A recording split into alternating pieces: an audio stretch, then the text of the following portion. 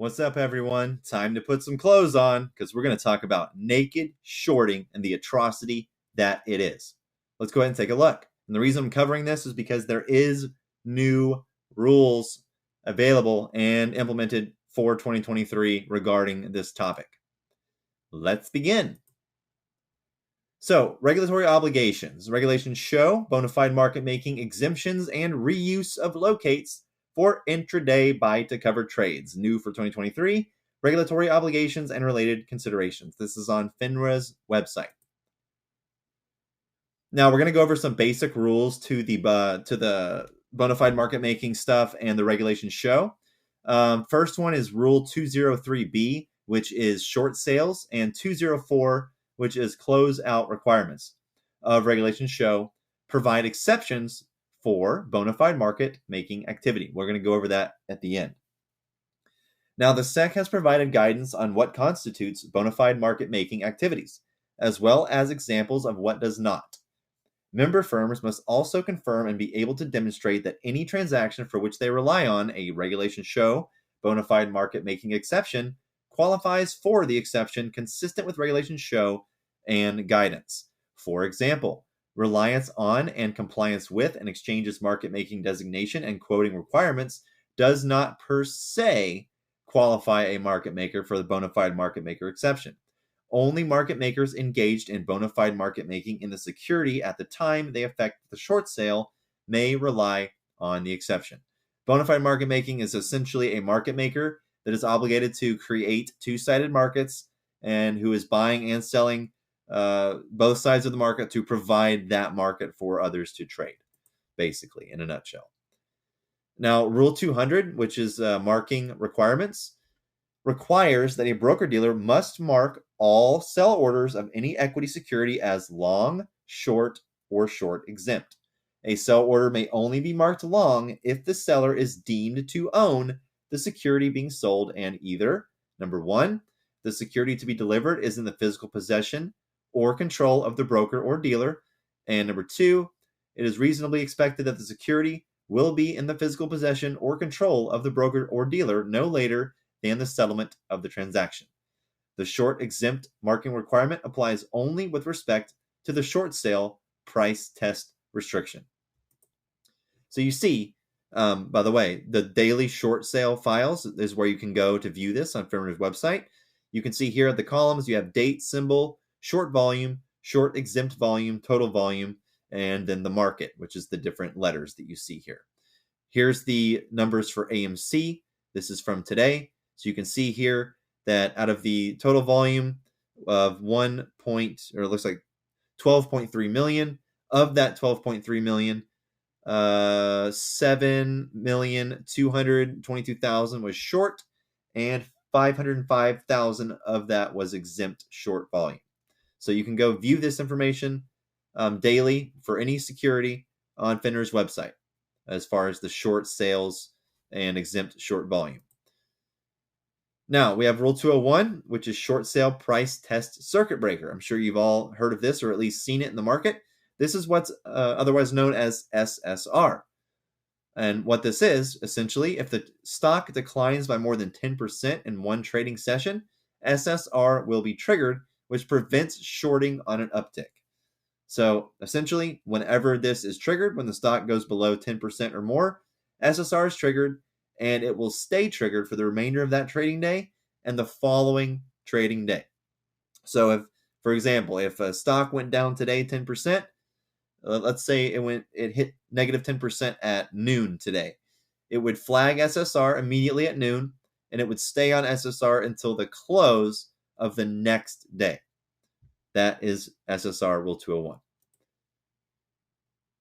Now we have Rule 203B1 and 2, which is locate requirements. Rule 203B1 generally prohibits a broker-dealer. Now take careful consideration of the language here. Generally, not always, but generally prohibits a broker-dealer from accepting a short sale order in any equity security from another person or affecting a short sale order in any equity security for the broker-dealer's own account unless the broker-dealer has borrowed the security, entered into a bona fide arrangement to borrow the security, or reasonable grounds to believe that the security can be borrowed so that it can be delivered on the date delivery is due.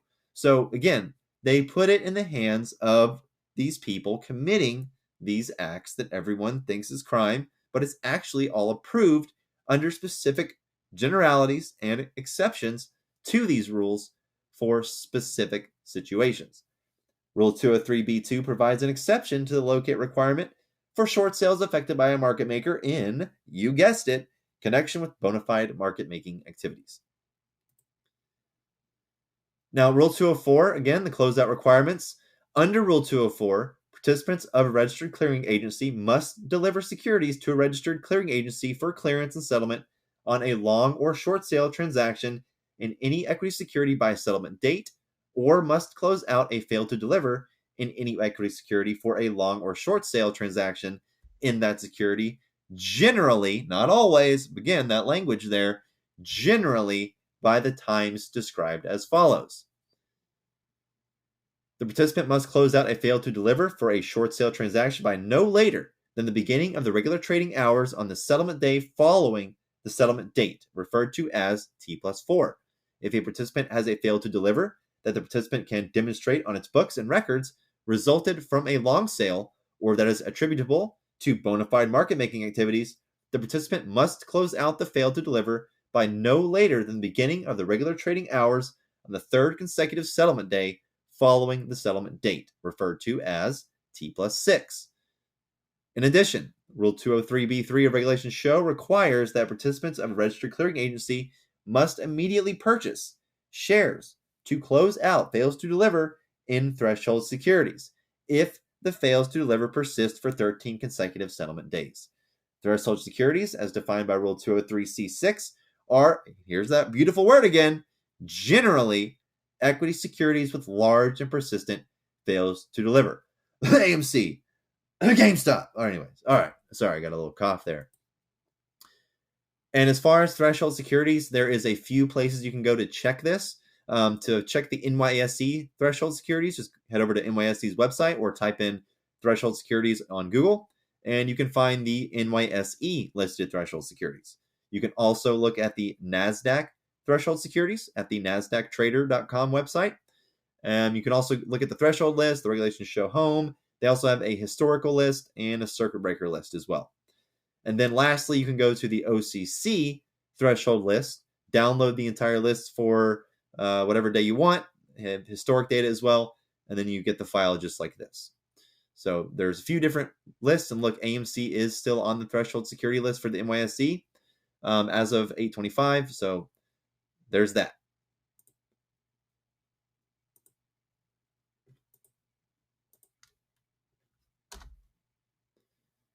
Now, bona fide market making, or bona fide market making. This is straight from the SEX website. Naked short sales.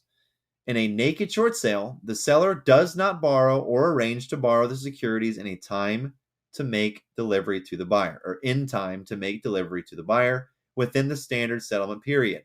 As a result, the seller fails to deliver securities to the buyer when delivery is due, known as fail to deliver or fail. Failures to deliver may result from either a short or a long sale. So again, fails to deliver are not always short. Sometimes they're long. There is a such thing as a long fail. There may be legitimate reasons for a failure to deliver. For example, human or mechanical errors or processing delays can result from transferring securities in physical certificate rather than book entry form. Now, I'm going to read that again.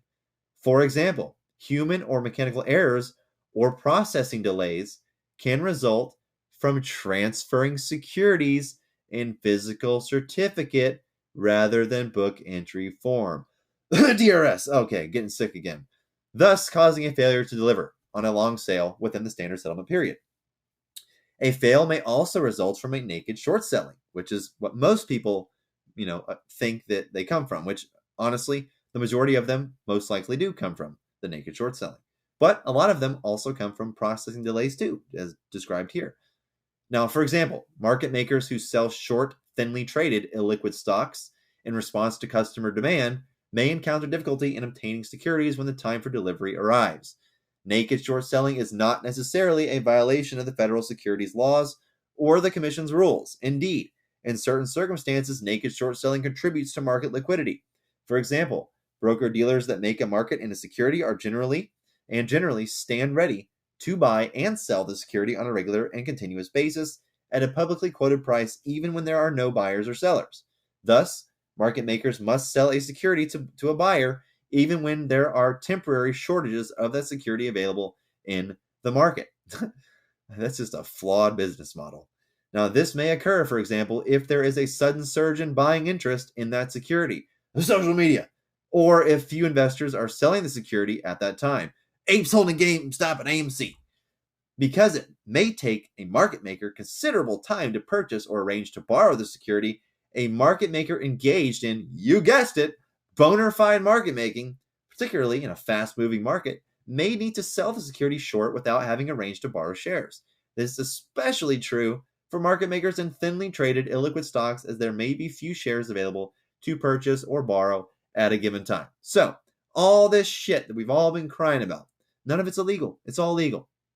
Because guess what? The SEC craftily weaves all these loopholes for them to, generally this, generally that, exception here, exception there. So you're not going to win the game by crying. You're going to win the game by playing it. And to play the game, you have to learn the game. And guess what? All the fucking rules are written down for you to learn. So let's stop playing Monopoly without reading the fucking board game rules, because I guarantee you we'll all do a lot better. Have a good one.